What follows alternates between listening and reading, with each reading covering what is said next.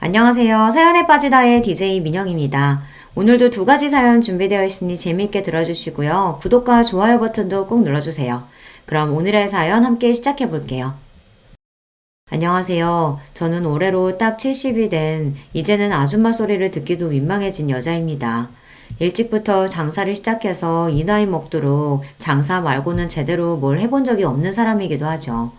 배운 것도 많지 않고 내세울 거라고는 많지 않지만 그래도 하나 있는 아들을 보며 모진 세월 굳건히 헤치며 살아왔습니다. 저와 비슷한 나이에 자식 낳고 살아오신 분들이라면 다들 그러시리라 생각합니다만 보잘것없는 인생에서 가장 귀하고 귀한 것을 꼽는다면 역시 자식일 거라고 생각합니다. 저 역시 그렇게 생각하며 평생을 살아왔습니다. 하나 있는 외아들 녀석에게 마음 상하고 상처받을 일이 생긴다 한들 그게 부모의 역할이려니 생각하며 아픈 가슴을 부여지고 미련하게 살아왔죠. 하지만 자식이라고 해서 모든 일이 다 용납되는 건 아니라는 걸, 부모라고 해서 마냥 아무런 대가 없이 내어주기만 해서 될 일이 아니라는 걸 이 나이 먹고서야 겨우 깨닫게 되었습니다. 다 필요 없다. 못난 어미 덕보고 고생 모르고 살아왔으면서 어미 하는 일이 보잘것없다고 이리 어미를 업신 여겨? 나 우습게 아는 놈 나는 없는 셈 치고 살 테니까 어디 너 바라던 대로 창피한 어미 없이 잘들 살아보거라. 어머니 제가 잘못했어요. 딱 한 번만 용서해 주시면 두 번 다시 실망시키는 일 없을 테니까 제발 한 번만 용서해 주세요. 기회는 차고 넘치도록 줬어. 내 평생을 너를 용서하고 또 용서한 결과가 고작 이거냐? 더는 이놈한테 속을 일 없다. 제가 오죽하면 아들놈한테 이런 소리를 다 했겠습니까? 저로서도 정말이지 쉬운 결정은 아니었어요. 하지만 진작 아들 녀석 버르장머리를 제대로 고쳐놨어야 했어요. 이제 와서 머리 다 굵은 자식 새끼 뜯어 고쳐놓을 수도 없는 노릇이니 마음을 아주 독하게 먹었습니다.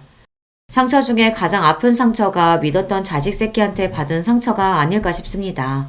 저렇게 아들놈 내치고 나서 저라고 어떻게 괜찮을 수 있었겠어요. 한동안 허하고 쓰린 마음을 달랠 길이 없어 적잖이 마음고생을 해야만 했습니다. 여러분들 사연을 들려주는 이 채널의 존재를 알지 못했더라면 아마 저는 더 오랜 시간 혼자 끙끙 가슴앓이를 해야 했을 거예요. 그 생각만 하면 얼굴도 이름도 모르는 여러분들께 참으로 감사한 마음 그뿐입니다. 제 속마음 털어놓을 곳으로 이 채널을 선택한 것 역시 그런 감사한 마음에서 비롯된 것이라고 할 수 있겠죠. 도대체 무슨 일로 하나에는 피부치한테까지 저리 매정하게 돌아선 건지 지금부터 제 사연을 들려드리고자 합니다. 저는 형제 많은 집안의 셋째 딸로 태어났습니다. 세간에서는 얼굴도 안 보고 데려간다는 귀한 셋째 딸이라고들 하지만 실상 저는 그리 귀하게 자란 편은 못 됩니다. 위로는 많은 동생들 건사한다고 항상 날이 서 있던 언니 오빠가 있었고 제 밑으로도 줄줄이 동생이 셋이나 되었으니까요. 중간에 낀 제 신세는 늘 어정쩡하게 짝이 없었습니다. 그렇다고 제 목 야무지게 잘 찾아먹는 야무진 성격도 못 되어서 그 많은 식구들 속에서도 항상 소외감을 느끼며 자랐던 것 같습니다. 공부를 잘했다고 한들 빠듯한 집안 형편에 맞이도 아니고 중간에 낀 저한테까지 기회가 주어졌을 것 같지 않습니다만 어차피 공부에도 별 소질은 없었어요. 그러니 애초에 제게 주어진 선택지는 그리 많지 않았습니다. 고등학교를 졸업하자마자 곧장 시집을 가거나 공장에 취업해서 집안 살림에 보탬이 되거나 둘 중 하나였죠. 그나마 고등학교라도 끝까지 다니게 해준 것만으로도 감지덕지해야 할 판이었어요. 하지만 어린 나이에 덜컥 시집을 가는 것도 무섭더라고요. 그리 크게 형제지간의 정을 느끼지 못하며 자란 형제 자매들에게 저 한 몸 희생해가며 뒷바라지에 인생을 허비하고 싶지도 않았습니다. 그래서 고등학교를 졸업하자마자 친구 따라 타지로 나가 곧장 취업을 했습니다. 일부러 숙식 제공까지 가능한 기숙사형 공장에 들어가서 처음 한 해는 죽어라고 일만 해서 돈을 모았습니다. 고작 고등학교 졸업하고 아무것도 할 줄 모르는 여자애한테 숙식까지 제공하는데 돈을 뭐 얼마나 줬겠습니까? 기숙사 시설도 열악하기 짝이 없었어요. 겨울에는 난방도 제대로 안 되고 여름에는 푹푹 찌고 말 그대로 그냥 맨바닥이나 다름없는 공장 한 구석에 지붕만 덮어놓은 곳이었어요. 그래도 쥐꼬리만한 월급이나마 악착같이 모아 친구랑 단칸방을 하나 얻어 나와 살게 되니 조금은 숨통이 트였습니다. 둘이 발 뻗으면 남을 공간은 없는 곳이었지만 태어나서 이렇게 적은 인원이랑 방을 써보는 것도 집을 나와서가 처음이었어요. 항상 형제들 몸에 켜켜이 쌓여 발디딜 틈도 없는 곳에서 잠을 잤으니 항상 제대로 자지 못해서 한낮에도 꾸벅꾸벅 졸기 일쑤였죠. 그럴 때마다 밤에 안 자고 뭐 했냐고 구박받기가 일쑤였고요. 비록 초라한 공간이었지만 어린 날 꿈을 꾸기에는 충분한 공간이었어요. 남편을 처음 만난 것도 바로 그 즈음이었습니다. 남편도 본가에서 나와 인근 공장에서 일을 하던 사람이었어요. 친구통에 처음 만난 자리에서 수더분하고 꾸밈 없는 차림에도 눈빛이 맑았던 게 인상이 남아 있습니다. 그 사람도 저처럼 형제 많은 집안에서 넷째 아들로 자라나면서 부모 관심 제대로 못 받고 가난 속에서 항상 마음이 허기져 있던 사람이었습니다. 그 사람 얘기를 들을 때마다 꼭 제 마음속을 끄집어낸 것 같아 뜨끔할 때가 많았어요. 식구는 많았지만 정작 의지할 만한 사람은 아무도 없었다는 것조차 저와 그대로 닮아있던 사람이었습니다. 머지않아 그 사람과의 사이는 아주 가까워지게 되었죠. 인주 씨나 저나 하늘 아래 마음 둘 것 없는 사람들끼리 지금이라도 서로 의지해서 살다 보면 그래도 자라면서 부족했던 것들 조금씩은 채워줄 수 있지 않겠어요? 다른 건 몰라도 절대 혼자 남겨졌다는 생각 들지 않도록 노력할 테니까 인주 씨도 제게 그런 사람이 되어주셨으면 좋겠습니다. 투박한 청혼이었지만 그보다 더 진실한 말도 없다고 생각했습니다. 그때 이미 제 뱃속에 저희의 아들인 정우가 들어있었습니다. 없는 형편에 다른 사람 하듯이 결혼식은 언감생심 꿈도 꾸지 못했고 그나마 가진 옷 중 가장 깔끔한 옷을 입고 사진관에 가서 기념사진 한 장 박는 것으로 결혼식을 대신했습니다. 집 나온 이후 거의 을절하다시피 한 각자의 본가에는 구두로 결혼 소식만을 전했습니다. 다른 자식들 건사하느라 여전히 삶이 팍팍한 양가 부모님들이 저희를 따로 찾을 일은 그 후에도 없었습니다. 비록 반지하 단칸방에서 꾸린 신혼집이라고 하기에도 민망한 신혼살림이었습니다만 그럼에도 행복했습니다. 가진 것은 없어도 서로 줄 수 있는 가장 좋은 것을 서로에게 아끼지 않는 저희였어요. 마음이 오가는 것이 일이 따뜻한 일이라는 것도 남편 덕에 알게 되었어요. 나날이 부풀어 오르는 제 배 때문에 더는 공장 일을 나갈 수 없어 없는 살림이 더욱 빠듯해졌지만 부족하면 아끼고 모자라면 욕심 줄여가며 소박하게 지냈습니다. 그렇게 저희 두 사람이 서로 의지하며 신혼을 보내던 중 기다리던 아이가 태어났습니다. 바르게 커달라는 부모의 바람을 담아 정우라는 이름을 붙여주었어요. 아이가 뱃속에 있을 때도 그랬지만 아이가 태어나고 나니 느껴지는 책임감의 무게가 남달랐습니다.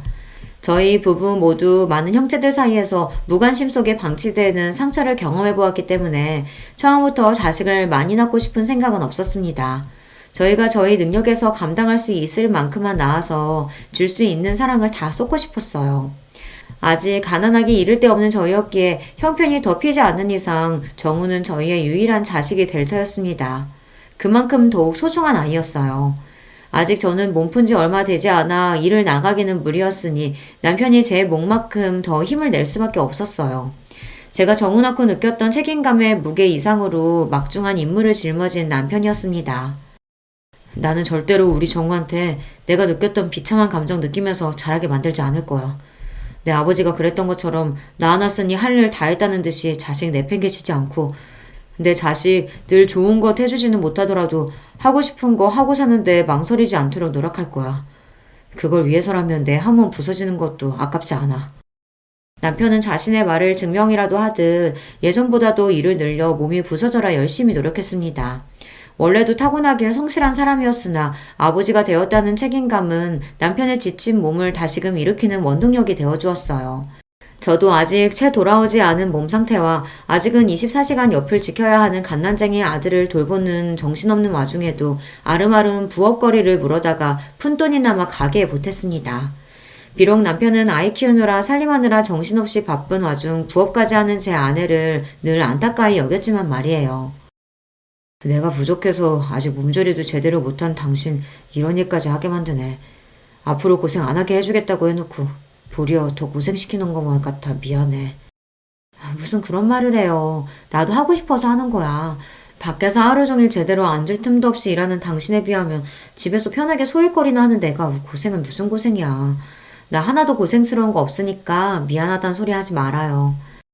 남편은 안쓰럽게 바라보긴 했지만 그건 꼭 남편 미안해하지 말라고 한 소리만은 아니었어요. 어차피 친정에서 자랄 때도 어느 정도 제 몸 가눌 수 있게 자란 이후부터는 항상 할 일이 끊이질 않았고, 그런 집에서 도망치듯 나와 공장 일을 할 때도 환경은 여전히 열악하기 짝이 없었으니까요. 부끄러운 마음을 제대로 표현해 본 적은 없지만 결혼해 남편과 아이와 함께 살고 있는 그 단칸방 신혼집이 제 생애 가장 안락한 공간이었습니다. 물론 아이 자라고 나서까지 지낼 수 있는 곳은 아니라고 생각하긴 했습니다만 제 주제에는 충분히 차고 넘치는 곳이라고 생각했어요. 아이 태어나고 남편이 밤낮 없이 추가 근무와 주말 근무를 가리지 않고 닥치는 대로 일한 덕분에 아이가 걸음마를 시작할 무렵에는 저희 부부도 드디어 반지하 생활을 벗어나 지상급으로 보금자리를 옮길 수 있게 되었습니다. 여전히 좁고 허름한 공간이긴 했지만 볕 들어오는 곳에 기대어 꾸벅꾸벅 조는 아이를 바라보는 마음은 행복한 감정으로 충만했습니다.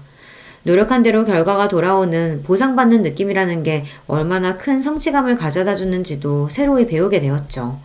저희 부부 둘이 열심히 노력하면 이렇게 조금이나마 살림도 나아지고 우리 부부 잘할 때와는 비교도 할 수 없을 정도로 정우에게는 더 나은 환경을 만들어줄 수 있을 거라고 생각하면 힘이 들어도 힘든 줄도 몰랐습니다.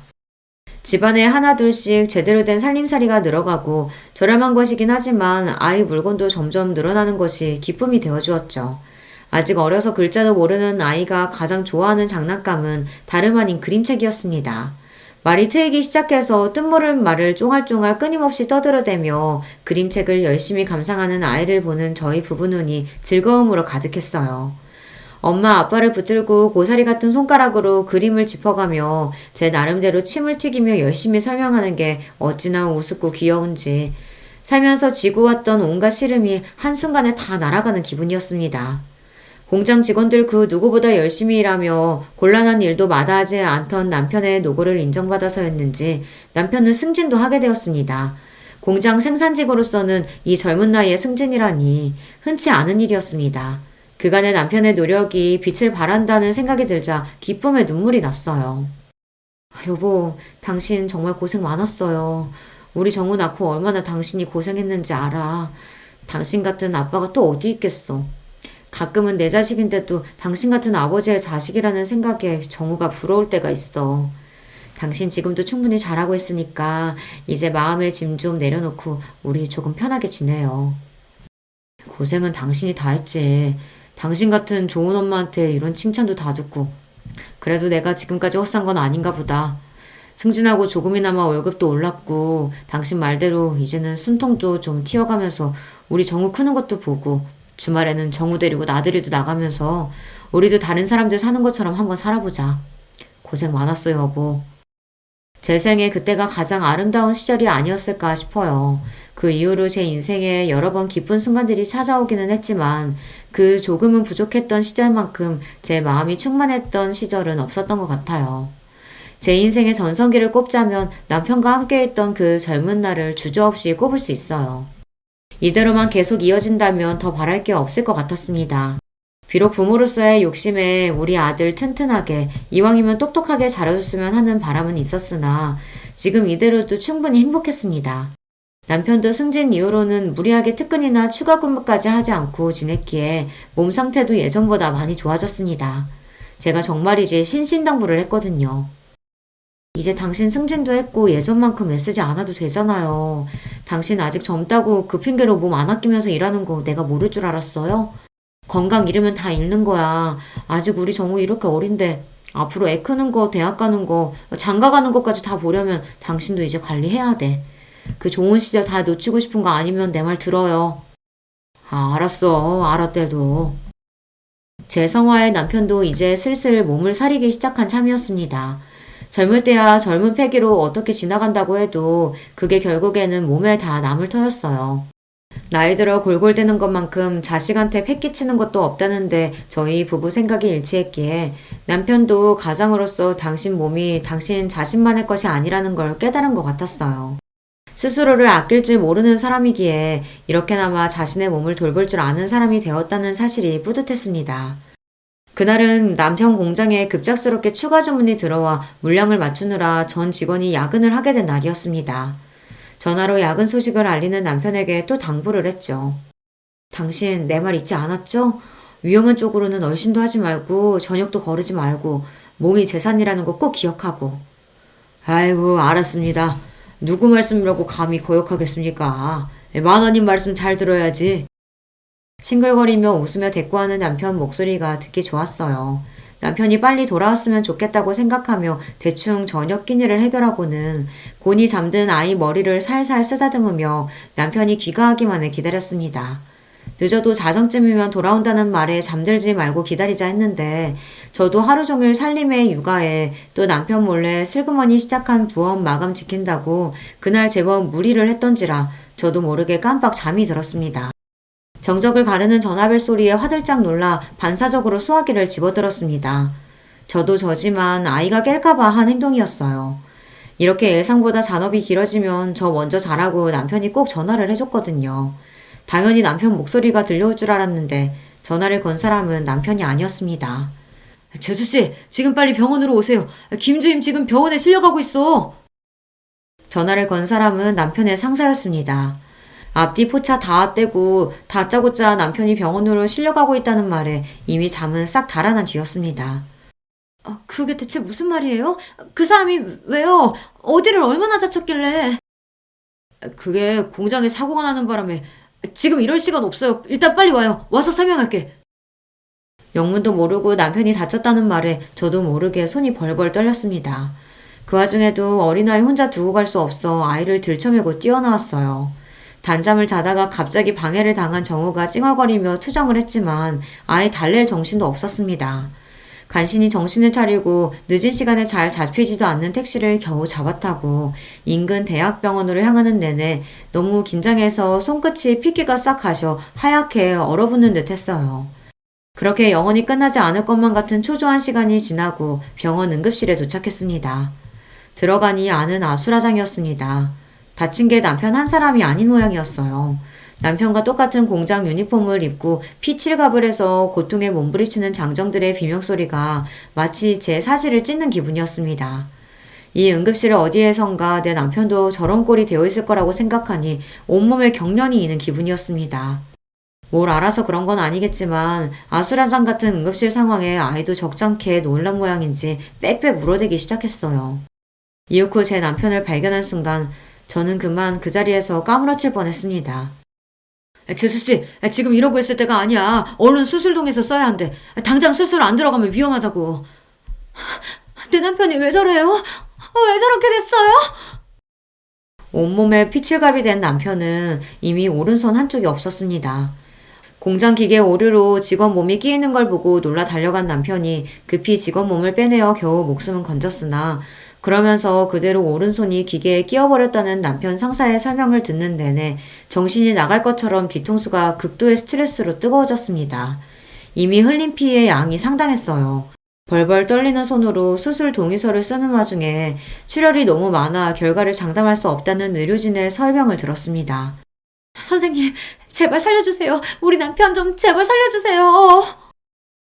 급히 수술실로 향하는 남편의 남은 왼손을 벌벌 떨며 간신히 부여잡았습니다. 이미 모든 생명의 신호가 빠져나간 듯 얼음장이 된 손에 소스라치게 놀라면서도 단 1초라도 그 손을 더 잡으려고 안간힘을 썼습니다. 그 손을 놓치면 당장이라도 남편이 제가 따라갈 수 없는 먼 곳으로 저랑 정우만 두고 떠나버릴 것 같았어요.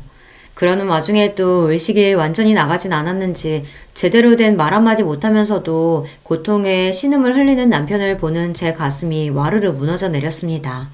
그 위태로운 와중에도 남편의 눈동자가 저를 찾는 것 같았어요. 여보, 걱정하지 마. 수술하면 괜찮아질 거야. 다 괜찮아질 거야. 스스로도 확신할 수 없는 약속을 남발하면서 그렇게 남편을 수술실로 들여보냈습니다. 그리고는 지난한 기다림이 시작되었어요. 남편이 나오길 기다리는 와중에도 사건 경위니 뭐니 하면서 공장 직원들과 경찰로 보이는 남자들이 끊임없이 드나들었으나 사실 뭐라고 말했는지도 제대로 못 알아들었어요. 제 정신은 온통 수술방 너머 남편에게만 쏠려 있었습니다. 그러는 동안 정우가 자지러지도록 우는 것조차 알아채지 못해 결국 공장 직원 하나가 포대기에서 아이를 빼내 달래고 있었어요. 그 끔찍한 밤을 그대로 꼴딱 세우고 동이 틀 무렵에야 수술실 문이 열렸습니다. 죄송합니다. 김태훈 씨 수술 중 과다출혈로 사망하셨습니다. 안 돼. 안 돼! 제 입에서 나온다고는 스스로도 믿을 수 없는 짐승 같은 울부짖음이 튀어나왔어요. 이 현실이 도저히 믿기지가 않았어요. 남편 출근길을 배웅하던 게 채 하루도 지나지 않았는데 그 사람이 이제 산 사람이 아니라뇨. 이걸 어떻게 받아들일 수가 있겠습니까?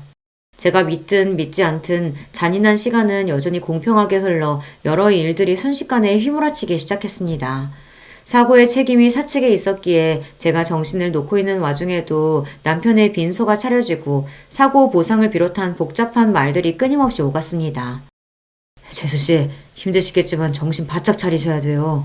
정우 봐서라도 정신 놓으시면 안 돼요. 남편 잃고 어린 것과 남겨진 저를 안타까이 여겨 애타게 말하는 충고조차 받아들이기 어려웠어요. 그러는 내내 정우는 남편 동료 아내 품에 안겨 있었어요. 제가 미친 듯 울부짖다 까무러치기를 여러 번 반복하는 동안 그런 엄마를 보고 공포에 질린 아이가 더는 제 곁으로 다가오지 않았습니다.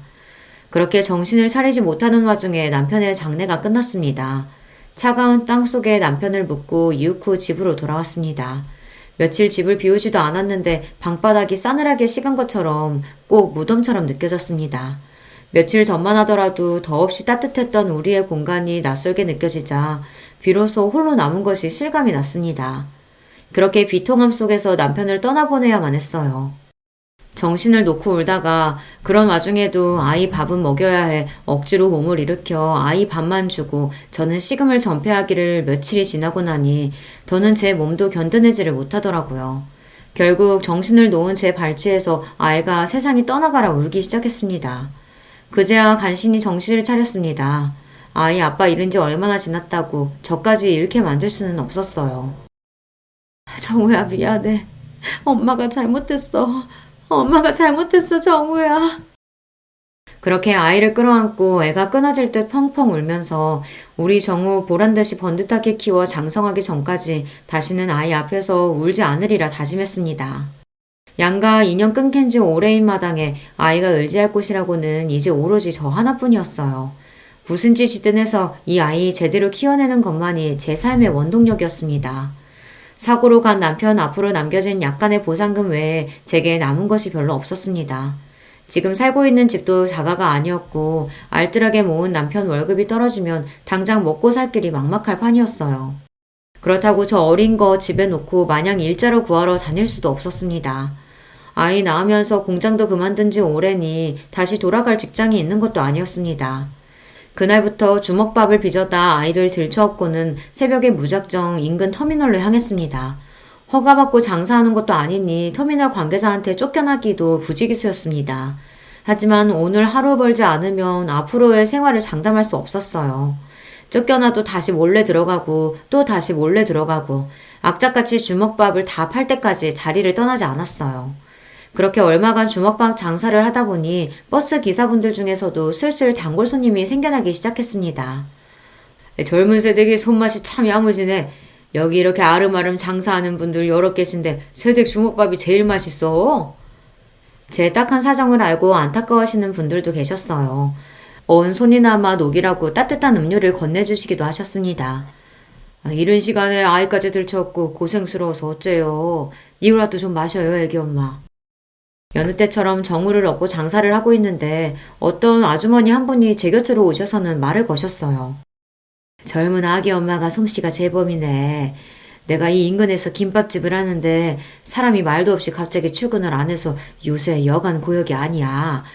그래도 여기서 장사하는 것보다야 수입이야 환경이나 훨씬 나을 텐데 어때? 나 따라가 볼래요? 망설일 이유가 없었습니다.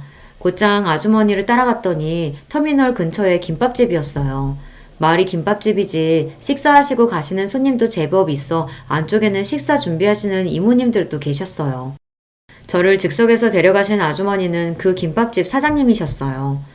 주방 아주머니들은 다 찾고 애기 엄마는 여기서 계속 김밥만 말아주면 돼요. 할 수 있죠? 그럼요, 잘할 수 있어요. 그렇게 아이 들쳐업고 정신없이 김밥을 싸기 시작했어요. 터미널 근처라 그런지 이른 시간부터 손님이 끊임없이 들이닥쳤습니다. 홀에서 식사하시는 분들도 간간히 계셨으나 다들 바쁜 시간에 차 안에서 끼니를 해결하는 분들이 많아 김밥이 정말 많이 나갔습니다. 신들린 듯이 김밥을 싸다 사장님 부르시는 소리에 겨우 눈만 들어 사장님을 쳐다보았어요. 어머, 내 정신 좀 봐. 아직도 애기를 들쳐업고 있어. 아니, 이러다 몸살 나, 애기 엄마. 괜찮아요. 저 계속 일할 수 있어요. 아니, 내가 뭐라고 하려는 게 아니라 저쪽에 애들끼리 놀고 있으니까 좀 맡겨두라고, 응?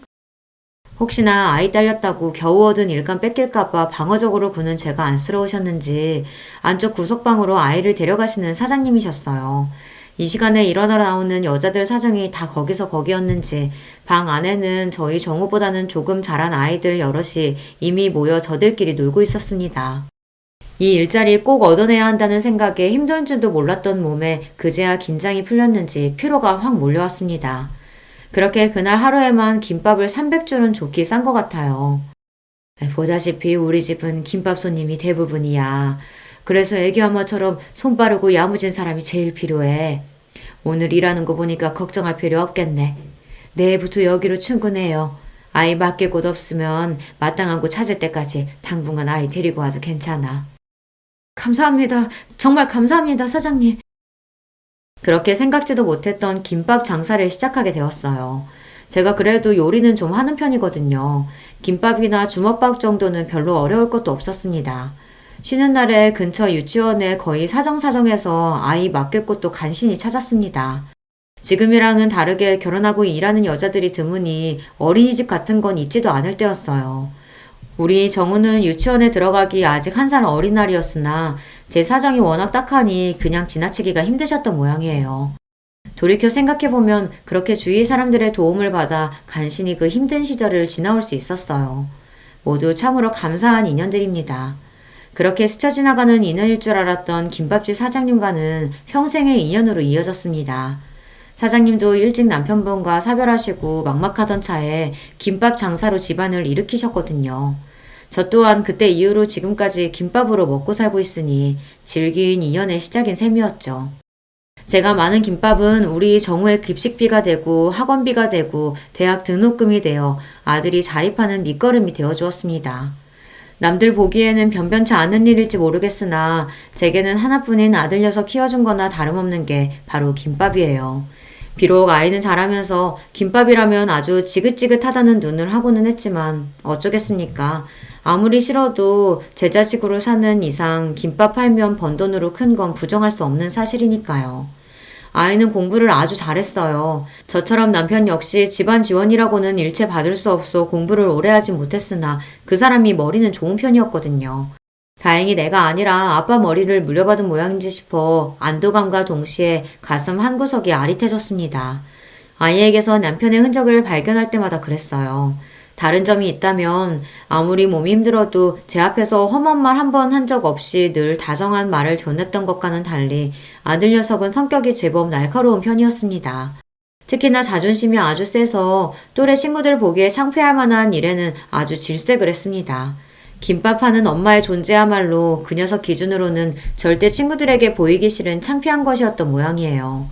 쉬는 날 친구들 한번 데려오라는 말에도 절대 응한 적이 없는 아들이었으니까요. 아, 왜 자꾸 친구들 데려오라 그래? 밖에서 놀면 되는데.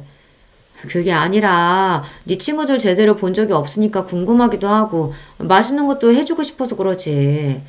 맨날 김밥집에서 그러고 있으니까 내가 누구랑 어울리는 줄도 모르지? 너무 그러지 마, 아들. 그래도 엄마가 김밥만은 재주나마 있어서 우리 아들 갖고 싶은 거 하고 싶은 거 시켜줄 수 있는 거야. 아, 됐어. 사춘기가 심해질수록 김밥이라면 치를 떠는 아들이었습니다. 어릴 때는 그래도 엄마가 싼 김밥 입에 넣어주면 곧잘 받아먹던 녀석이 언제부턴가는 김밥에는 입도 대질 않더라고요.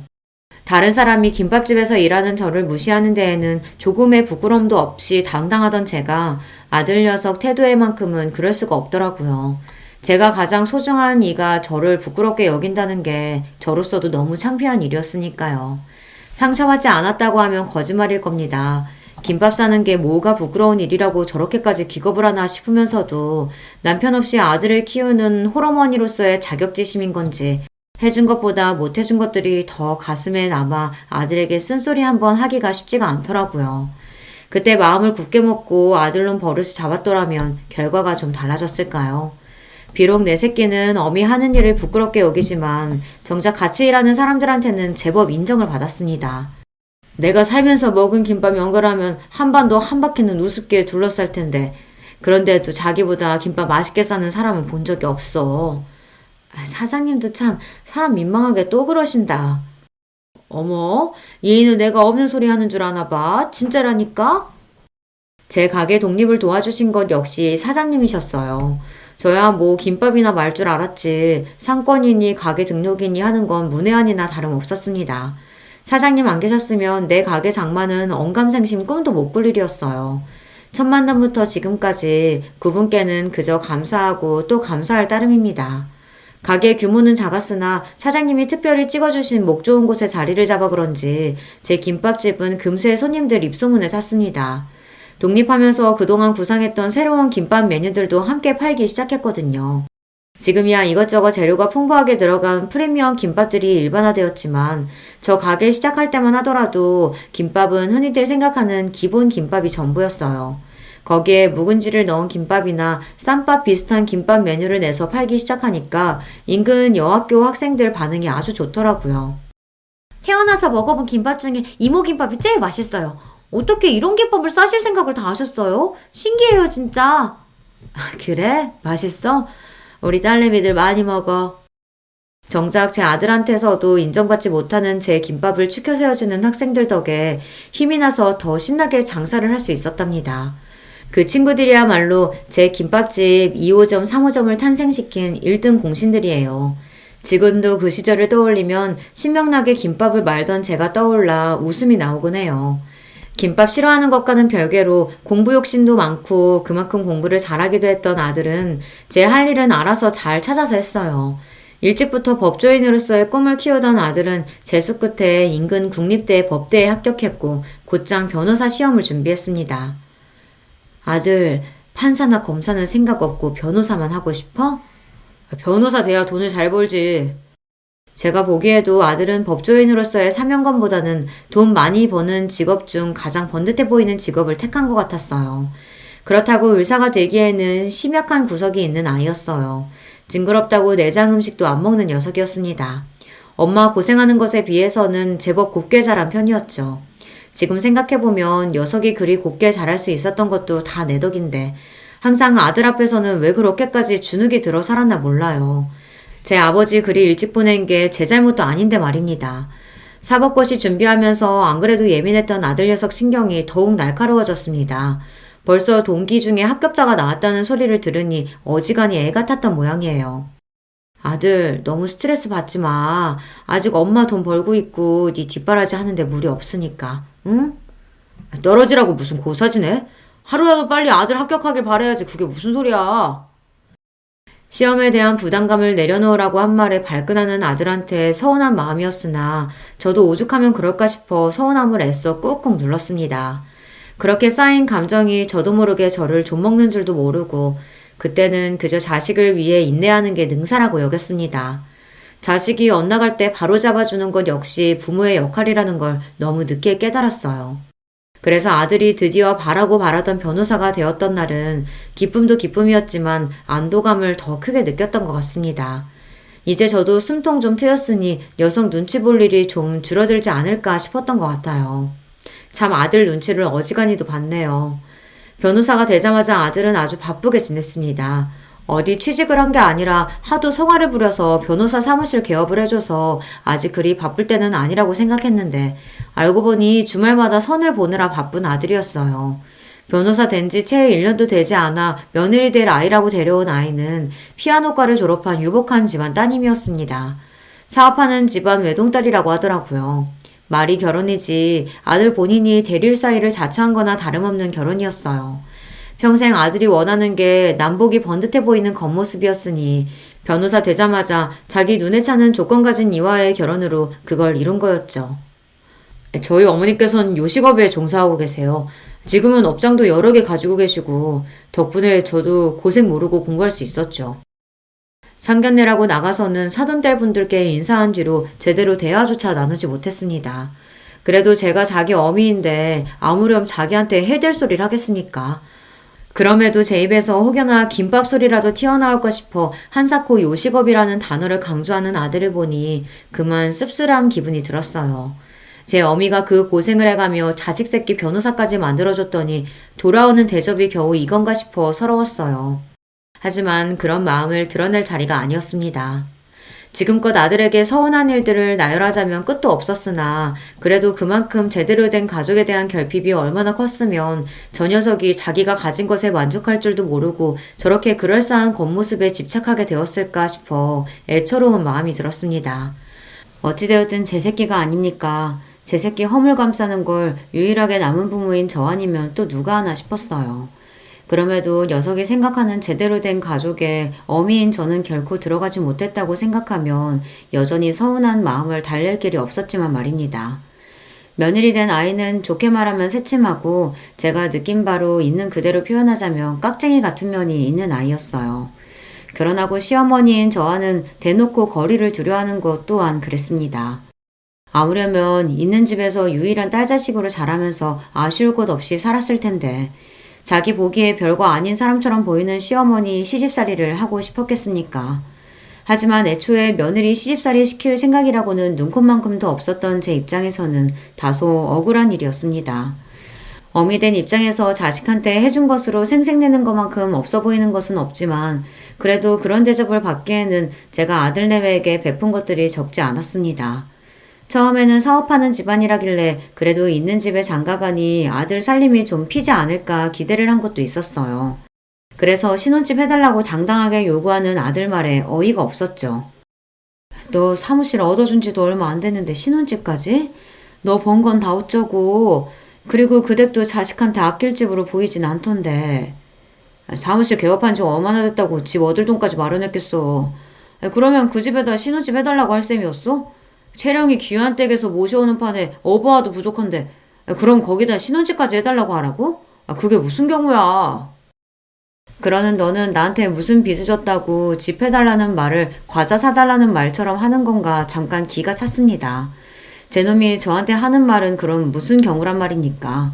아들 결혼을 준비하면서 마음 다칠 일이 적지 않았던 터라 저도 이제 마냥 예전처럼 억누르기만 하기가 힘들더라고요. 그런 제 마음은 제 마음이고 그렇다고 결혼 얼마 남지도 않았는데 아들 부부를 길바닥에서 자게 할 수도 없고 결국 제가 한 번 더 져주고 말았습니다. 그러면서 며느리에게 감사 인사 한 번을 제대로 들은 적이 없는데 생색낼 생각은 없지만 그렇다고 대놓고 집까지 해준 시어머니 배척하는 건 너무 얌체 같잖아요. 받을 건 다 받아놓고 볼일 다 봤다고 입 싹 닦는 거 아닙니까? 며느리에 대한 인상이 좋을래야 좋을 수가 없었어요. 그리고 그런 며느리 행동을 용인한 게 바로 아들놈이었습니다. 남의 자식 욕할 게 하나 없었다는 뜻이죠. 그러고 보니 아들 장가를 보냈는데도 며느리를 볼 일은 소원하기만 했습니다. 저도 저 달가워하지 않는 사람 굳이 억지로 얼굴 본 마음은 없었어요. 그러다 보니 서로 직접 연락할 일도 없었습니다. 뒤늦게 며느리 생일이 지난 걸 알게 된 것도 그래서였어요. 아이들 결혼시킬 때 생년월일을 받아놓긴 했는데 워낙 연락할 일이 뜸하다 보니 저도 장사하랴 바쁜 와중에 그걸 일일이 기억하지를 못한 거죠. 뒤늦게 며느리 생일이 지났다는 걸 알고 조금 부끄러워졌습니다. 그래도 제가 그보다 살아도 갑절을 더 살았는데 아직 철없는 것들과 똑같이 군 거잖아요. 어른이 되어서 이래가지고는 안 되겠다 싶었어요. 한참을 망설이다가 처음으로 아들 통하지 않고 며느리에게 전화를 걸었습니다. 네, 어머니, 어쩐 일이세요? 한참 만에 전화를 받은 며느리 목소리가 떨떠름했습니다. 반가운 사람 전화가 아니니 그렇겠지만 며느리 목소리를 들으니 괜히 더 위축이 되는 것 같더라고요. 애써 용기를 내서 말했습니다. 채령이 너 얼마 전에 생일이었더구나. 그래도 결혼하고 며느리 첫 생일인데 어른이 돼서 제대로 챙겨주지도 못하고 내가 미안하다. 아니에요, 어머니. 저 생일 잘 보냈어요. 그래도 내가 너 생일상 한 끼는 먹이고 싶었는데 아무래도 집으로 오라고 하면 부담스럽지? 전 그러면 언제 시간 날 때 너 편할 때 가게라도 한번 다녀와. 너 먹고 싶은 거 해줄게. 평생 한 일이라 김밥은 눈 감고도 마니까 김밥도 좀 싸가고. 우리 집 김밥 맛있어. 네, 그럴게요. 그렇게 어색하고 대면대면하게 통화를 마쳤습니다. 전화를 끊고서 저도 모르게 휴 숨을 내쉬었어요. 며느리랑 통화 한번 하는 게 이렇게 긴장되는 일인 줄 몰랐어요. 처음부터 좋은 감정으로 시작하진 않았지만 이렇게 내가 한 걸음 다가가면 그래도 불편하고 꺼려지는 사람으로 남지는 않겠지 애써 스스로를 다독였습니다. 아들로부터 전화가 걸려온 건 며느리와 통화한 지 채 30분도 지나지 않을 때였어요. 평소에 연락도 잘 안 하는 놈이 웬일인가 싶어 전화를 받자마자 놈이 소리부터 버럭 질렀습니다. 엄마, 채령이한테 전화했어? 사람 불편한 거 뻔히 알면서 진짜 왜 그래? 그것도 모자라서 김밥을 싸가라니 많이. 도대체 그런 소리를 왜 하는 거야? 내가 김밥 질색하는 거 뻔히 알면서. 그런 헛소리 할 거면 채령이한테 전화하지 말아요. 이놈이 정말 하다하다 어미한테 못하는 소리가 없었습니다. 자식한테 이런 취급까지 당하고 나니 그제야 정신이 번쩍 들더군요. 분노로 부들부들 떨리는 손으로 휴대전화를 부러뜨리기라도 할 기세로 꽉 쥐고는 저도 소리를 치기 시작했어요. 이 괘씸한 놈의 새끼.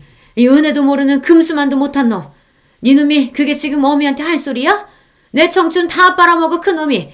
네 어미가 만든 김밥 아니었으면 지금쯤 어디서 어떻게 빌어먹고 살지도 모르는 놈이 감히 어미를 업신여겨? 네 어미 김밥 장사하는 게 그래도 부끄럽더냐? 그렇게 창피하고 싫으면 김밥 팔아 번 돈도 마다하지 그랬냐? 버는 족족 네 놈 돈이라도 된다는 듯 내 등에 빨대 꽂고 살아놓고선 감히 나를 무시해? 내 김밥을 무시해? 내가 만든 김밥만도 못한 놈이 감히? 오냐? 김밥 장수 어미가 그렇게 부끄러우면 김밥으로 해준 것도 도로 싹 토해내라. 나도 내 인생 싸그리 부정하고 날 때부터 귀족이라도 됐냐구는 니놈 거만한테도 더는 못 봐주겠다. 그러고는 분노에 차서 씩씩대며 전화를 끊었습니다. 은혜도 모르는 아들놈에 대한 분노와 비로소 그에 대한 서러움과 울분으로 가득 차 있던 속내를 터뜨렸다는 생각에 전에 없이 흥분이 치솟았어요. 그건 분노이자 일견 후련함이기도 했어요. 나 아니면 아무것도 아니었을 놈을 뭐가 그렇게 무섭다고 할 말도 못하고 살았는지요. 그 생각이 들자 더는 놈을 참아줄 이유가 없어졌습니다. 아들놈 퇴근 시간이 채 되기도 전에 아들 내외가 제 집으로 튀어왔습니다. 이 지경까지 와야 아들 내외 얼굴 한번 볼 수 있구나 생각하니 기도 안 차더군요. 엄마, 내 사무실 내놨어요? 어떻게 나한테 한마디 상의도 없이. 네 사무실? 네 사무실이 어딨어? 그게 다 내 돈인데. 눈도 깜짝 않고 야멸차게 말하는 저를 보고 되려 아들 녀석이 당황했습니다. 녀석이 그렇게 당황하는 건 처음 봤어요. 저도 녀석을 어쩔 줄 모르게 만들 수 있었다니 그게 그렇게 손쉬운 방법인 줄 알았다면 진작 좀 해볼 걸 그랬어요. 아직 너희 신혼집 내놨다는 소리는 못 들은 모양이구나. 사무실 얘기만 하는 걸 보니. 내가 내 재산 내 마음대로 하겠다는데 너랑 상의가 왜 필요해? 너는 나한테 뭐 하나 의논하고 결정했니? 그래서 나더러 신혼집 해달라며 일방적으로 통보했어? 강도도 그렇게는 안 할 거다. 어미 무시할 거면 일관되게 무시만 하던가 지갑 취급하며 그동안 잘도 빼먹고 편하게 살았지? 김밥 말아 파는 어미 부끄러워하는 자식 새끼 나도 필요 없다. 꼴 보기 싫으니까 잔말 말고 둘 다 내 집에서 나가. 전에 없이 매몰차게 자기를 내치는 제 모습이 차마 믿기지 않았는지 벌린 입을 다물 줄 모르는 아들이었습니다. 녀석보다 조금 더 빨리 상황을 파악한 며느리가 제 앞에 납작 엎드렸습니다. 어머님, 제가 정말 죄송해요. 그동안 제가 많이 서운하게 해드렸죠? 제가 생각이 모자라서 어머님 마음을 미처 헤아리지 못했어요. 잘못했어요. 화 푸세요. 네 탓할 생각 없다. 내 자식 눈꼴이 저 모양인데 남의 자식한테 입댈 생각 없어. 다만 내 재산 내가 알아서 하겠다는 것뿐이니 나한테 이리 빌어봤자 소용없다. 제 아내까지 내치는 꼴을 보고서야 사태의 심각성을 깨달았는지 아들놈이 제 다리에 매달렸습니다.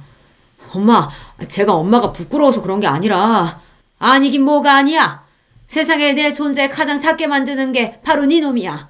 네 놈 제대로 키워보겠다고 시작한 일을 가장 초라한 일로 만드는 게 바로 네 놈이라고. 내가 뭐 한다고 너 같은 놈 키워낸다고 그 고생을 했는지 모르겠다. 고마워할 줄도 모르는 너 같은 놈 때문에. 엄마, 진정 좀 하시고 제발. 진정은 네가 해야지. 이제 부끄러운 어미 없이 네 놈 혼자 헤쳐나갈 세상살이가 결코 녹록지 않을 텐데 그래야 하지 않겠어? 그간 내 그늘 아래서 세상 무서운 줄 모르고 곱게만 자랐지. 그게 결국은 널 위한 게 아니었는데 지금이라도 잘못된 건 바로 잡는 게 맞겠다. 그래도 내 덕에 돈 걱정 없이 법 공부했으니 너도 억울해할 것도 없다. 이제 각자 인생 각자 살자꾸나. 엄마, 잘못했어요. 잘못은 무슨.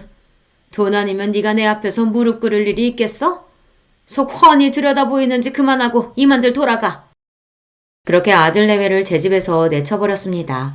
손이 벌벌 떨리기는 했지만 막상 해보니 못할 일도 아니다 싶더라고요. 비록 아무도 남지 않은 집에 남은 건 지난 제 세월에 대한 허무함과 서름뿐이지만 말입니다. 순간 남편이 떠올랐습니다. 저 녀석 하나 제대로 키우겠다고 그 사람과 마음속으로 약속을 했는데 제 몫을 다하지 못한 것 같아 그 사람에게 송구스러웠어요. 아들 변호사 사무실과 신혼집은 결국 빼버렸습니다. 제 나름대로 마음속 응어리를 털어냈더니 생각보다 수월하게 모든 일을 정리할 수 있었어요. 그러는 동안에도 아들 내외가 집 앞에 찾아와 울고불고 때를 쓰고 난리도 아니었으나 한 번도 문을 열어주지 않았어요. 녀석은 그렇게라도 벌을 받아야만 했습니다. 저도 허탈한 마음 다잡는데 시간을 제법 쏟아야 했지만 요즘에는 은인이신 식당 사장님과 지인들과 함께 어울려 놀러도 다니면서 전에 없이 여유롭게 지내고 있습니다. 아들놈에게 정신 매이지 않고 살아보기도 이번이 처음이네요. 생각보다는 할만하다 싶습니다. 그래도 자식놈인데 평생 외면할 수야 없겠지만 녀석이 세상의 쓴맛을 제대로 보는 동안에는 일체의 도움을 주지 않을 생각이에요. 이제야 녀석에게 제대로 어미 노릇을 하는 것 같다는 생각도 듭니다. 늙은이의 별 볼 일 없는 이야기는 여기까지예요. 여러분은 이 어리석은 늙은이와 같은 과오는 저지르지 마셨으면 해요. 긴 이야기 들어주셔서 감사합니다. 안녕하세요. 저는 이제 곧 있으면 8순이 되는 할머니입니다. 요즘 같은 세상에 아직 제 나이면 한창이라고 하긴 하더라만 그래도 할머니는 할머니죠. 일평생 제 이야기를 남에게 해본 적이 없었는데 오늘은 제 이야기를 좀 해볼까 합니다. 여러분들에게 다 털어놓고 나면 제 속이 좀 시원해지고 기분도 괜찮아질까 싶어서요. 저는 가난한 집 막내딸로 태어났습니다. 위로는 오빠가 둘 있었는데 우리 시절에 그랬듯 여자는 늘 뒷전이었어요. 기억도 안 나는 어린 시절부터 어머니를 도와 집안일을 했었어야 했고 국민학교도 겨우 졸업했습니다. 아버지가 계집애가 공부를 해서 어디다 쓰냐면서 엄청 구박을 하셨거든요. 오빠들이 교복을 입고 학교에 가는 모습이 그렇게 부러웠어요. 그래도 막내라고 학교에서 빵 같은 걸 받아오면 저를 먼저 챙겨주곤 했습니다. 그 오빠들이 이제 다 세상을 떠나고 없네요. 넉넉하지 않은 형편이었기 때문에 저는 13, 일찌감치 공장에 취직을 했어요. 하루 종일 미신기 앞에 앉아서 노동을 했습니다. 그리고 버는 돈은 족족 집으로 다 가져다 줬어요. 오빠들 학비에 보태야 했기 때문입니다. 아버지의 구박을 받으면서 자라긴 했지만 어머니나 오빠들이 잘해줬기 때문에 위로가 되었습니다. 오빠들이 학교를 졸업하고 나서는 야간 학교라도 다니라고 돈도 쥐어줬었으니까요. 제 덕에 학교 졸업했다고 말이죠. 그렇게 여공으로 몇 년의 세월을 보내며 야간 학교를 졸업했습니다. 그리고 어느 작은 회사에 취직을 했어요. 건설회사에서 잡무나 심부름하는 일이었지만 그 당시에는 공장을 벗어난 것만으로도 행복했습니다. 남편은 그때 만난 사람이에요. 제 나이 22살, 남편은 26이었어요. 양쪽 부모님은 궁합도 안 보는 나이 차이라며 호들갑을 떨어대셨어요. 남편 집에서는 당시에는 어린 나이가 아니었던 남편을 빨리 보내고 싶어하는 마음이었고 저희 집은 딸아이 빨리 치워버리자는 마음이었겠죠. 특히 아버지 말입니다. 저희는 그렇게 결혼했어요. 그 당시에는 흔치 않은 연애 결혼이었습니다. 저도 저에 대해 적극적으로 애정 표현을 해오는 남편이 싫지는 않았거든요. 나를 좋아해주는 사람에게 시집가야 한다는 어머니의 말씀을 정말 귀에 인이 박히도록 들어왔던지라 더 남편과 결혼해야겠다는 생각했는지도 모릅니다. 순조로웠던 결혼까지의 과정과는 달리 결혼하고 나서는 고달픈 일들이 많았어요. 일단 시집살이가 엄청났습니다. 시어머니는 보통 유별난 분이 아니셨거든요. 특히 아들에 엄청 집착하셨는데 제가 결혼하고 1년 넘게 임신이 되지 않자 정말 유난을 부리셨어요. 지금 같으면 뭐 1년 가지고 23 어린 여자에게 뭔 문제가 있어서 좀 기다려보자 하겠지만 그때는 또 시대가 시대였지 않습니까? 밤낮으로 어머님을 따라 전국에 아들 낳는다는 명소라는 명소는 다 가서 기도를 드리고 옆집에 아들만 셋 낳았다는 여자의 속옷을 비싼 값에 사와서 입고 다니기도 하고 좋다는 약이란 약은 다 먹었어요. 하지만 아이가 쉽사리 들어서지 않았습니다. 그 덕에 구박이란 구박은 다 받았어요. 년년 소리를 들으며 온갖 집안일을 다 해야 했고 어디 가서 사람 취급 못 받는 건 예사였습니다. 지금이야 임신이 안 되면 남자 쪽에도 문제가 있을 수도 있으니 같이 검사를 하자고 하지만 그때는 뭐 그런 게 있을 때인가요? 그냥 며느리가 죽을 죄를 지은 죄인인 거죠. 그래서 정말 매일 밤을 울었어요. 내가 정말 어디 문제가 있나, 나는 애도 못 낳는 여자인가 하면서 말입니다. 남편은 아버지와 달리 다정한 사람이긴 했지만 그만큼 효자이기도 했어요. 그래서 매일 밤 저를 달래주면서도 자신의 어머니의 말이라면 다 들었습니다. 그래서 시어머님이 더 저를 대놓고 미워라 하셨겠죠. 그 부분은 아직도 생각하며 가끔 미워요. 그때 내 편을 제대로 좀 들어주지 하는 생각도 들고 말이죠. 하지만 다 너무 옛날 이야기네요. 결혼하고 5년 만에 첫째 아이가 들어섰습니다. 제 나이 27이었어요. 온 집안이 그야말로 경사였습니다. 그날 이후로 시어머님은 절에 들어가셨어요. 제 뱃속에 있는 아이가 아들이어야만 했거든요. 5년 만에 된 임신인데 그 이후에는 또 언제 될지도 알 수 없거니와 그땐 27이면 노산 소리를 들을 때라 다음은 없다고 생각하셨는지 정말 간절하셨습니다. 저는 답답하리만큼 누워서 꼼짝조차 못했어요. 혹시나 애 떨어지면 안 된다고 물을 마시러 가는 것조차 함부로 하지 못했습니다. 꼭 아들이어야만 한다. 딸이면 너는 쫓겨나. 그런 말씀을 서슴없이 하셨어요. 하지만 모두의 바람과는 달리 제 뱃속의 아이는 딸이었습니다. 아이가 나오자마자 모두가 실망 어린 탄식을 하던 장면을 저는 아직도 잊을 수가 없어요. 그 누구 하나 고생했다는 말이 없었습니다. 오히려 시어머니는 방금 해산한 며느리의 면전에 대고 2년 전연하며 쌍욕을 하셨으니까 뭐 말 다 했죠. 씨바시를 드려야 돼. 어머니, 아직 이 사람 젊고 저도 젊어요. 그런 말씀은 마세요. 씨바시를 드려야 한다는 말에 남편은 처음으로 자기 어머니의 뜻에 반기를 들었어요. 절대 그러지 않는 사람이 그러니 시어머니도 고집을 부리시진 못했습니다. 하지만 제가 둘째를 가지기 전까지는 내내 그랬으면 하는 마음을 남편에게 이야기했어요. 실제로 알아보러 다니신 것도 알고 있었습니다. 어디서 이런 박복한 년이 굴러들어와서 내가 그때 그냥 좋다고 며느리를 들인 게 실수지, 실수야. 어디 가서 물어보면 너보고 다 아들 복은 뒤지게 없다고들 한다. 어? 아이고 내 팔자야. 우리 집안의 대가 여기서 끊어지겠어. 전년 하나 때문에. 매일매일 그런 소리를 듣고 살았어요. 정말 매일매일이요. 나중에는 욕을 안 듣는 날이 이상한 느낌이 들 정도였습니다. 임신이네요. 축하드려요. 몸이 이상해서 가본 병원에서 둘째를 가졌다는 말을 들었을 때 정말 눈물이 났어요. 그래서 집으로 돌아가는 내내 대성통곡을 했습니다. 그러고 얼굴이 퉁퉁 부은 채로 집에 들어갔더니 시어머니가 무슨 큰 병에 걸렸냐며 대낮부터 여자가 불성사납게 길거리에서 울고 다닌다며 또 욕이란 욕은 다 하시더군요. 어머니, 저 임신이래요.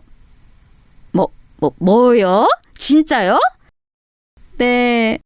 아이고 부처님 천지시면이 감사합니다. 아이고. 그날부터 다시 어머님의 기도가 시작됐습니다. 그전과 다른 게 있었다면 가시던 그 절에 저도 함께 들어가 있었어야 했다는 거예요. 산달이 될 때까지는 이 안에서 꼼짝도 말거라. 부정 탄다고 절대 그러면 안 된다 했다. 몰래 나갔다가 나한테 들키면 너 죽고 나 죽는 거니까 그런 줄 알아라.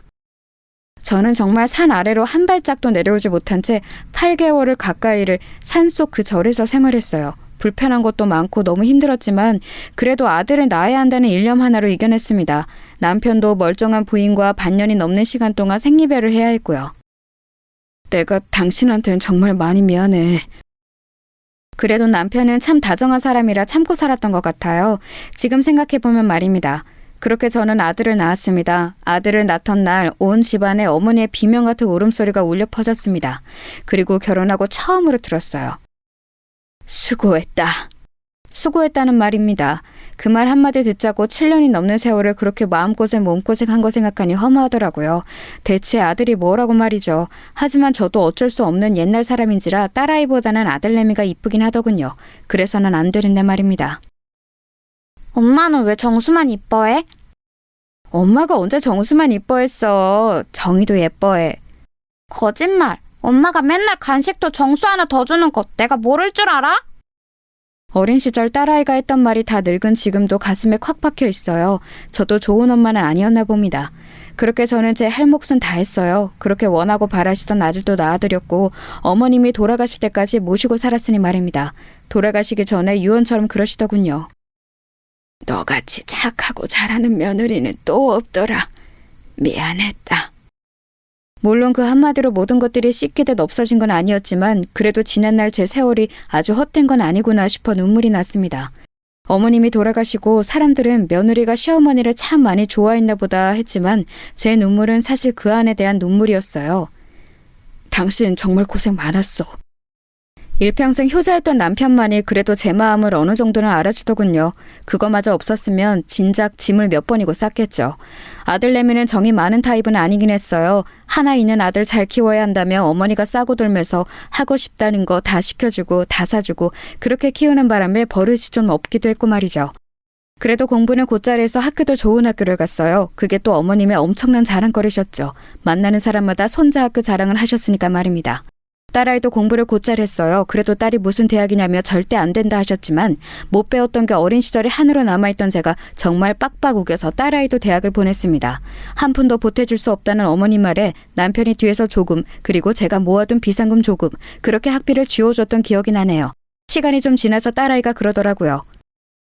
엄마가 나한테 다 잘해준 건 아니고 나도 서럽고 섭섭한 기억 너무 많았지만 그때 나 대학 그렇게 보내준 걸로 엄마는 엄마 몫을 다 한 거야. 그리고 나한테 미안해하지 않아도 돼. 그런 말을 듣자고 대학을 보낸 건 아니었지만 그래도 마음에 늘 얹혀있던 것 하나가 덜어지는 기분이 들기는 하더군요. 딸아이는 아직도 종종 그때 엄마가 빡빡 우겨서 비상금까지 털어서 자기 학비에 보태준 걸 고맙다고 말합니다. 그게 벌써 몇십 년 전 이야기인데 말이죠. 아들과 딸내미 둘 다 좋은 대학을 나와서 좋은 회사에 취직을 했어요. 어머니가 그렇게 싸고 돌던 아들내미보다 딸내미가 더 잘 됐지만 말입니다. 집안에서 기집애가 제일 잘나면 머스마가 기가 죽어서 안 되는디. 끝까지 그런 말씀을 하셨지만 말이에요. 아들은 대기업에 입사해서 선을 받습니다. 그것도 사실 어머님이 다 주선하신 거였어요. 참하다는 손주 며느리감을 속에 소개를 받아 이루어낸 혼사였죠. 저도 딱히 불만은 없어요. 사람 좋아 보이던데요? 하기 싫으면 하지 않아도 된다는 말에 아들이 그렇게 말하더군요. 그래서 그냥 그러라 했습니다. 손주를 그렇게 결혼시켜놓고 정작 어머님은 그렇게 보고 죽고 싶어 하시던 중손주는 못 보고 돌아가셨지만 말이에요. 며느리는 말이 없는 무뚝뚝한 편의 며느리였어요. 표현을 잘하진 않지만 그래도 챙겨야 할 집안 대소사 같은 것 빠지지 않는 편이었습니다. 물론 좀 이상하다 생각했던 적은 있어요. 시어머니가 있을 때와 저랑 둘만 있을 때 태도가 좀 다르긴 했거든요. 그래도 워낙 어르신이니 그런가 보다 했습니다. 하지만 어머님이 돌아가시고 나니 그랬던 이유를 알겠더군요. 어머님이 저희 아들 주려고 모아놓은 재산이 좀 있었습니다. 그 이야기를 어디서 들었는지 들었던 모양이에요. 할머님 통장 어머님이 가지고 계세요? 남편 준다고 하셨었는데. 어머님의 장례를 치르자마자 하는 소리에 솔직히 기겁하긴 했지만 그래도 돈 앞에선 다들 그러기도 하고 알뜰살뜰 모아서 뭐 지들한테 쓰겠지 싶어서 군말 없이 어머님의 통장을 건넸던 기억이 납니다. 뭐 사실 어머님이 돌아가시기 직전에 그건 저희 아들 몫이라고 몇 번이나 말씀하신 것도 있고요. 딸내미는 섭섭해하지도 않았어요. 지 할머니가 어떤 사람인지 워낙 어린 시절부터 보고 자란 탓이었겠죠. 엄마 보험 수혜자 너로 해둘 거야. 너는 그거 가져. 무슨 그런 소리를 해! 그런 소리 하지도 마! 딸내미는 엄마는 벌써 무슨 그런 죽는 소리를 하는 거냐며 엄청 화를 내더라고요. 아무튼 며느리에 대한 인상이 좋은 건 아니었습니다. 애가 정이 많아 보이지도 않았고요. 하지만 딱히 흠잡을 만한 일을 한 것도 없었고 저는 시어머니에게 너무 박대를 당하며 살아왔기 때문에 하나밖에 없는 며느리에게 싫은 소리 하고 싶지 않았어요. 그래서 되도록 말을 얹지 않고 자기가 하고 싶은 대로 뒀습니다. 그래서 교류가 없는 편이었어요. 명절이나 생일에나 한 번씩 볼 정도로요. 그마저도 얼마 가지 않아 다는 오지 않고 1년에 한 번 정도로 줄어들긴 했지만 말입니다. 애들한테 그다지 바라는 것도 없었고 지들 밥벌이 다 잘하고 결혼해서 부모 속 안 썩이는 것만으로도 효도라고 생각하고 있었기 때문에 불만은 없었습니다. 그리고 시어머니가 돌아가신 이후에는 남편이랑 여기저기 같이 여행도 다니고 하면서 둘이서 잘 지냈거든요. 어머니가 아들 몫이라고 몰래 숨겨뒀던 땅이 좀 있었는데 그게 많이 올랐어요. 그 주변에 싹 다 재개발에 들어갔거든요. 그래서 그 땅을 팔아 건물을 한 채 사서 남편과 그 건물에 세를 받아 생활했습니다. 둘이서 여행 가고 싶은 곳 마음대로 다니고 맛있는 거 먹고 그러기에는 차고 넘치는 돈이었어요. 며느리에게 이 아이가 일반적이진 않구나 하는 감정을 느낀 것도 그 즈음일 겁니다. 시어머니가 물려주신 땅이 또 있고 그 땅이 재개발에 들어갔고 그래서 저희가 그 땅을 팔아서 건물을 샀다는 걸 알게 되었을 때 며느리의 태도였습니다. 아버님, 오늘은 제가 밥 해드릴게요. 전과는 너무 다르게 애교도 있고 잘하더군요. 특히 남편에게 말이죠. 하지만 남편은 시어머니랑은 달리 그런다고 우리 며느리 하는 사람은 아니었지만 말입니다. 아버님이 좀 무뚝뚝한 편이신 것 같아요.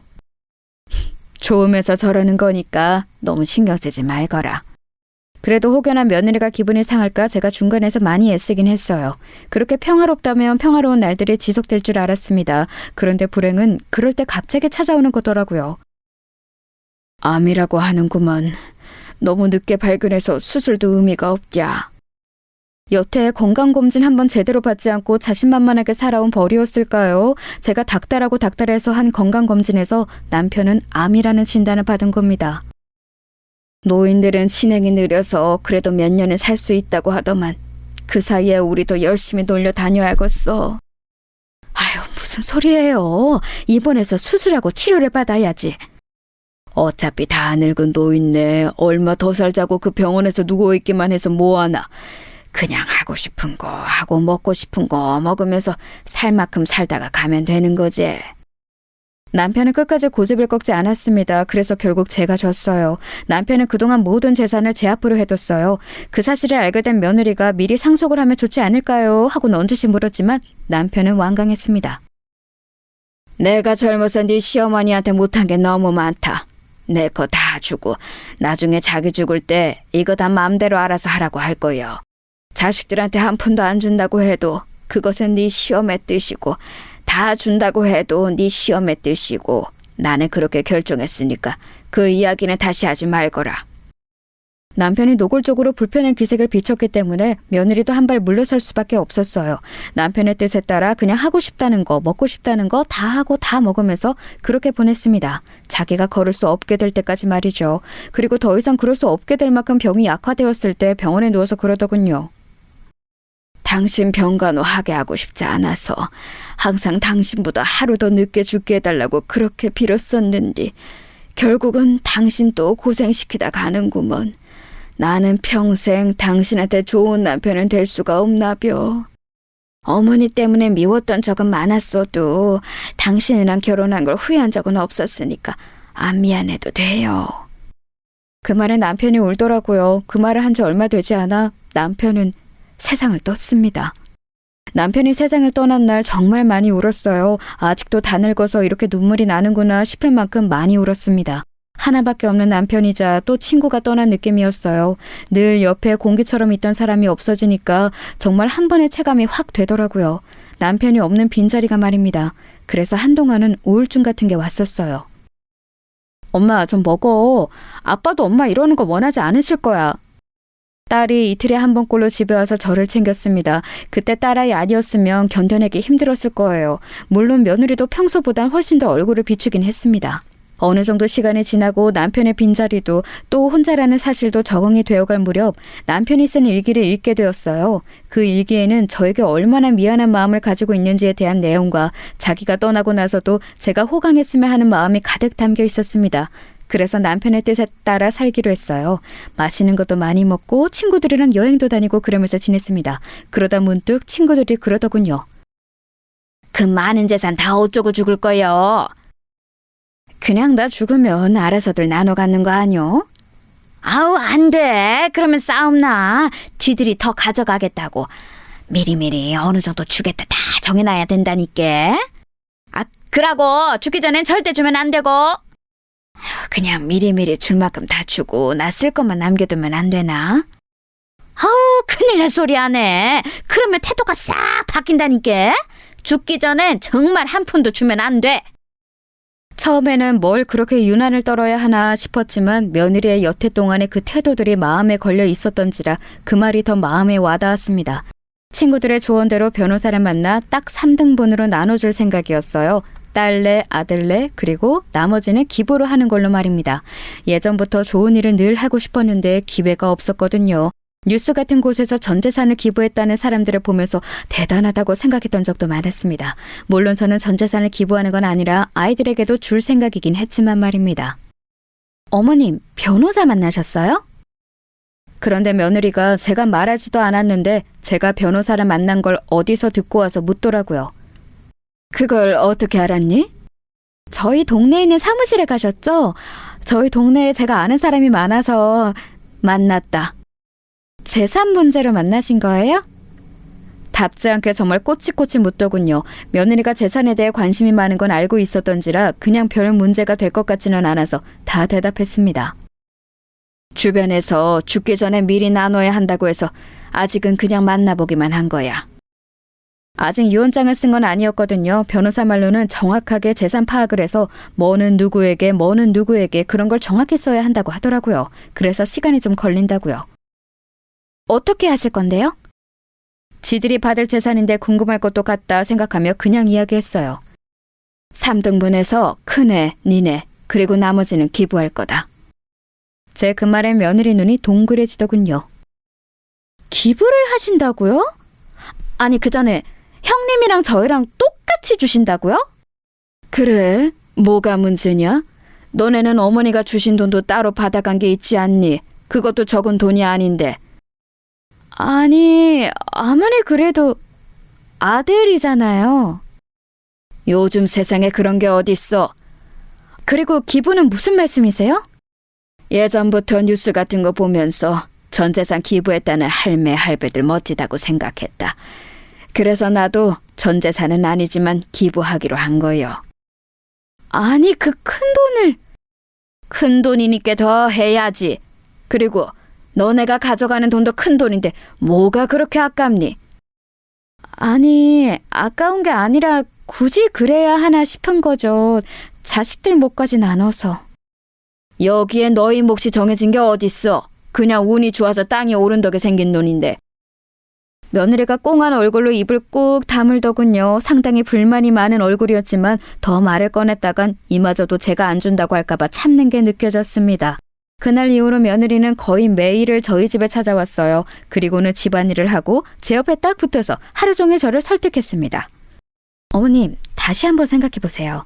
저희가 다 달라는 거 아니라니까요. 애비도 그렇게 많이 기부하냐고 어머니께 다시 말해보라고 했고. 나는 이미 마음 다 정했다니까 그런다. 유언장 그렇게 쓸 마음은 안 바뀌니까 너도 그만 포기해. 그리고 이렇게 매일 오는 것도 하지 말거라. 그렇게 해도 제 마음이 바뀔 것 같지 않으니 한동안은 그만하는 것 같더라고요. 제가 생전 며느리 흉을 다른 사람에게 본 적이 없는데 요즘 며느리는 너무 노골적으로 돈돈거리는 것 같아서 딸아이에게도 말한 적이 있었습니다. 엄마, 절대 유산 상속 미리 해주지 마. 싸가지가 없어. 평소에는 자주 오지도 않으면서. 그래도 애 앞에서는 그런 소리 하지 마라. 안 해요. 나도 괜히 분란 만드는 거 싫어. 그냥 엄마랑 이렇게 뒤에서 욕하고 마는 거지. 딸내미도 지 아빠 닮아서 여기저기 입대는 스타일이 아니라 그런지 그냥 그러고 말긴 했지만 말입니다. 그러던 어느 날이었어요. 꿈에 남편이 나왔습니다. 그렇게 가고 나서 한 번도 꿈에 나온 적이 없었는데 저 멀리서부터 저한테 이리 오라고 손짓을 하더군요. 그래서 남편 가까이 다가가 푸념을 했습니다. 아이고, 생전 안 찾아오더니 이제야 왔소. 잘 지냈는가? 나야 못 지낼 게 어딨어요. 일찍 간 당신 억울하게 잘 먹고 잘 살고 있어요. 그랬더니 남편이 웃더군요. 그거 참 다행이라면서 말이에요. 나 데리고 가려고 왔어요? 당신은 올라면 한참 멀었으니까 그런 말 하지도 마소. 아이, 그럼 이 재산 내 안부가 궁금했어요? 거기가 지낼만 한가 보제? 지낼만 하던 아니던 지금 올 생각은 하지도 말고 할 말이 있어서 왔소.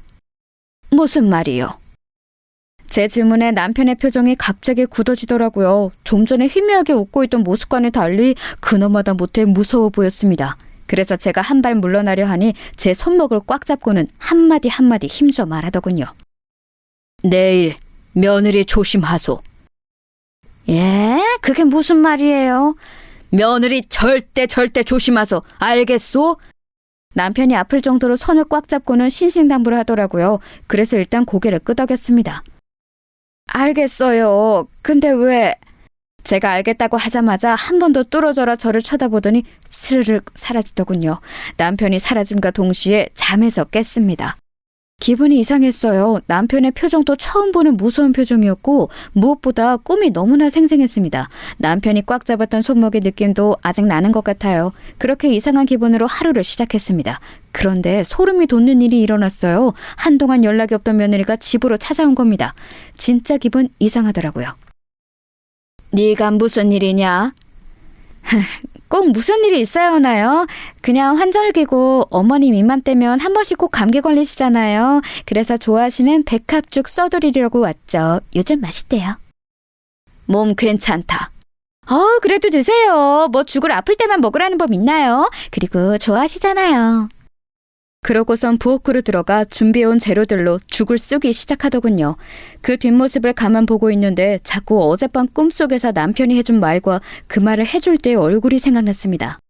그렇게 며느리의 모습을 가만 보고 있는데 시간이 꽤 지났는지 다 됐다고 하더군요. 찝찝한 마음을 안고 식탁에 앉았습니다. 간 봤는데 진짜 맛있게 잘 됐어요. 그래 보이는구나. 죽은 진짜 맛있어 보였어요. 하지만 선뜻 손이 가지 않더군요. 자꾸 얹힌 것처럼 남편의 모습이 떠올랐습니다. 그래서 답답한 듯 가슴을 툭툭 쳤어요. 그랬더니 며느리가 자리에서 벌떡 일어서더군요. 뭘 가져다 드릴까요? 그리고는 제 대답도 듣지 않고 벌떡 일어나 물을 가지러 돌아서더군요. 그때였습니다.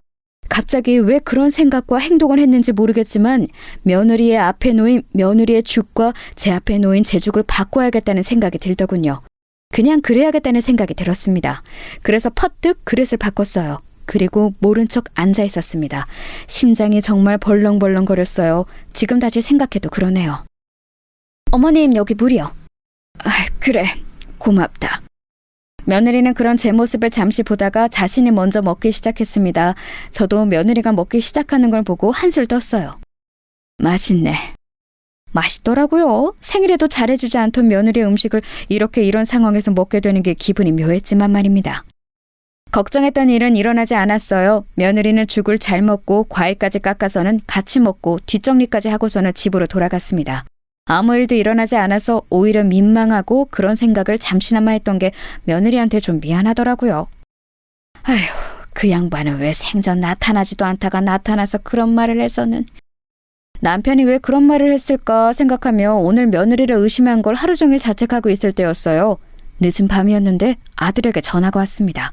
생전 전화를 잘하지 않는 아이라 무슨 일인가 싶어서 전화를 얼른 받았어요. 네가 이 시간에 어쩐 일이냐? 무슨 일 있어? 어머니, 오늘 집사람 어머님 집에 갔어요? 아들의 목소리가 어딘가 급박해 보이더라고요. 그래서 바로 대답했습니다. 와서 백합죽 끓여줘서 같이 먹고 돌아갔는데 왜? 무슨 일이 있는 게냐? 아니, 이 사람이 지금 알러지 증상이 심하게 올라와서 응급실에 왔는데 뭘 먹었는지 말을 안 하잖아요. 그 자리에서 휴대폰을 떨어뜨릴 뻔했어요. 며느리와 저는 같은 알러지를 가지고 있습니다. 바로 땅콩 알러지예요. 어릴 적 땅콩을 먹고 죽을 뻔한 이후로는 땅콩을 먹지 않는다는 이야기를 했던 적이 있는데 자신도 그렇다고 한 적이 있었거든요. 어머니?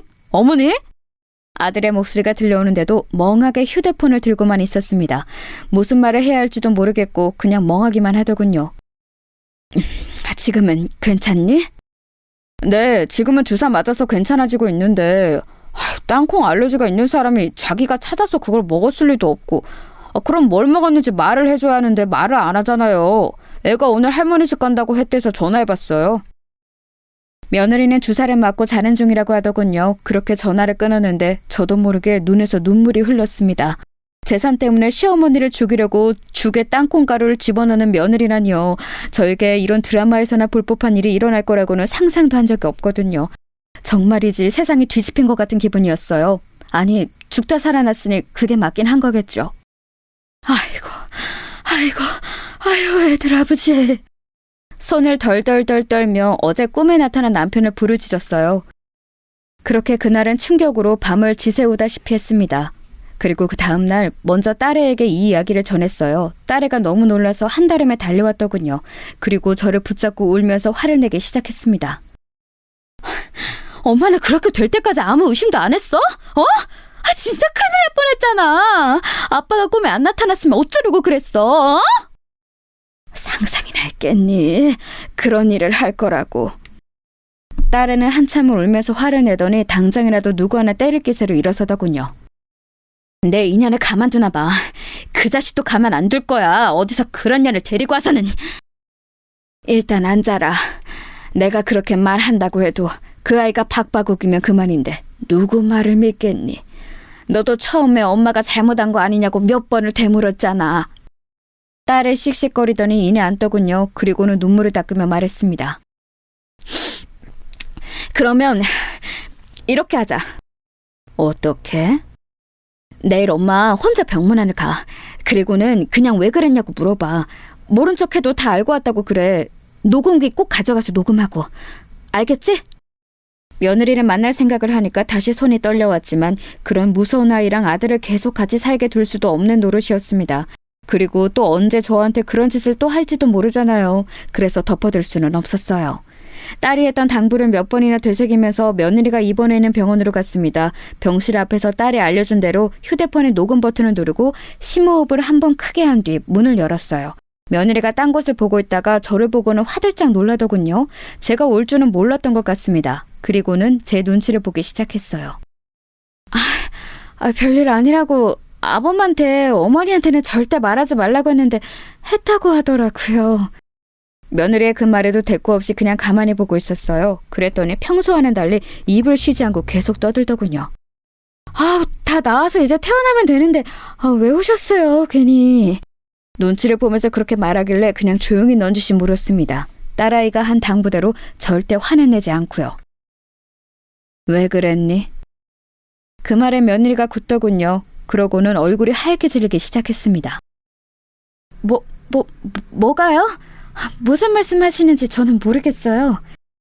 너 그날 나한테 준 죽에 땅콩가루 섞은 거 내가 모르고 왔을 줄 아냐? 며느리가 손을 벌벌벌 떨기 시작했습니다. 어머니, 뭔가 오해가 있으신가 본데. 네가 이럴 식으로 나오면 나도 애비한테 다 말하는 수밖에 없어. 딸애가 말한 대로 바로 아들 이야기를 하면서 협박 아닌 협박을 했습니다. 그랬더니 침대에서 벌떡 일어나 무릎을 꿇더라고요. 그리고는 싹싹 빌기 시작했습니다. 어머니, 진짜 죄송해요. 제가 순간 눈이 뒤집혔었나 봐요. 돈에 눈이 멀어서. 저도 어머님이 그날 죽 드시는 거 보고 이건 아닌데 아차 싶었지만 이미 벌어진 일이라. 제 앞까지 와서 바지가랑이를 붙잡았습니다. 한 번만 용서해주세요. 애비한테만큼은 절대 비밀로 해주시면 안 될까요? 제가 죽을 때까지 어머니가 하라는 대로 다 하고 어머님이 죽으라면 죽는 신용도 할게요. 재산 하나도 안 물려주셔도 괜찮아요. 저 진짜 후회하고 있어요. 한 번만 용서해주세요. 그러면서 눈물을 펑펑 흘리더군요. 그런 일을 저질렀다는 걸 알고 나서 보는 눈물이라 불쌍하지도 마음이 동하지도 않았습니다. 그냥 이 위기를 모면하기 위해 우는 걸로밖에는 안 보였어요. 제가 아무 말도 하지 않고 쳐다만 보고 있자 더 애가 다른 것 같더라고요. 생각해보겠다는 말을 하고 병실을 나왔습니다. 그리고는 딸아이에게 그 녹음본을 들려줬어요. 엄마, 진짜 용서해줄 건 아니지? 물론 그럴 생각은 없었습니다. 무서워서 같이 밥이나 먹을 수 있겠냐고요. 언제 또 나를 죽이려 할지 모르는데 말입니다. 그런데 아들에게 어떻게 말을 해야 할지 차마 입이 떨어지지 않더군요. 그래도 부인이고 애들 엄마고 그런 아이인데 말입니다. 충격받을 게 뻔했기 때문에 입이 떨어지지 않았습니다.